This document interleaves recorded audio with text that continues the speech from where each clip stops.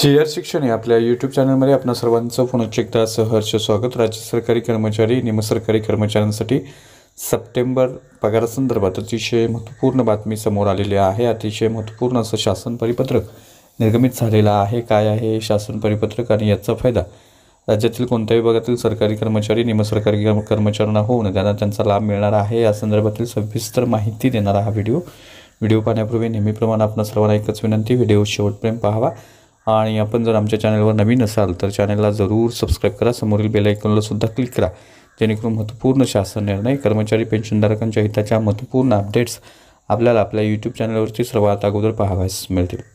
जसे की आपण स्क्रीनवर पाहताय, सप्टेंबर पेढीन ऑक्टोबर पगारासंदर्भात अतिशय महत्त्वपूर्ण हे परिपत्रक आहे।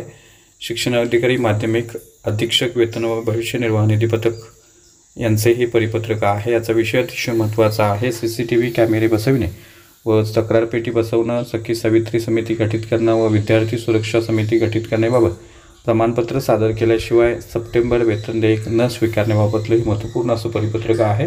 याच्यामध्ये असं नमूद केलेलं आहे की शासन निर्णयात नमूद केलेल्यानुसार तक्रार पेटी बसवून पुढील आवश्यक ती कार्यवाही शाळा स्तरावर करण्याबाबत तसंच उपरोक्त संदर्भ क्रमांक 2 शासन निर्णयात नमूद केल्यानुसार शाळा स्तरावर सखी सावित्री समिती गठन करण्याबाबत तसेच संदर्भ क्रमांक 3 शासन निर्णयानुसार शाळांमधील विद्यार्थिनींच्या सुरक्षाविषयक उपाययोजनांची काटेकोर अंमलबजावणीसाठी प्रत्येक शाळेमध्ये विद्यार्थी सुरक्षा समिती गठीत करण्याबाबत तथा शासन निर्णयाच्या दिनांकापासून 1 महिन्याच्या आत CCTV बसवणं बंधनकारक करण्यात आलेलं आहे आणि याबाबत सदर शासन निर्णयात नमूद केल्यानुसार तत्काळ कार्यवाही करण्याबाबत मुख्याध्यापक यांना सूचित करण्यात आलेलं आहे।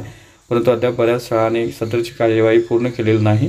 शासन निर्णयाप्रमाणे कार्यवाही केल्याबाबत प्रमाणपत्र माहे सप्टेंबर 2024च्या वेतन देयकासोबत घेण्यात येणार आहे आणि सदरचं प्रमाणपत्र सादर न करणाऱ्या शाळांचं माहे सप्टेंबर 2024 वेतन देयक स्वीकारण्यात येऊ नयेत या संदर्भातलं महत्त्वपूर्ण असं हे परिपत्रक आहे आणि हे परिपत्रक सर्व विभागांच्या वेतन व भत्ते निर्वाह निधी पथक जे आहे त्यांच्या माध्यमातून निर्गमित झालेलं आहे। त्यामुळं या कार्यवाही पूर्ण केल्यानंतरच शिक्षक शिक्षकेतर कर्मचाऱ्यांचं सप्टेंबरचं वेतन जे आहे ते वेतन त्यांना मिळणार आहे। त्यामुळे निश्चितच या सर्व कार्यवाही मुख्याध्यापकांना शाळा स्तरावर पूर्ण करून घ्याव्या लागणार आहेत आणि तरच या सप्टेंबर महिन्याचं वेतन होणार आहे।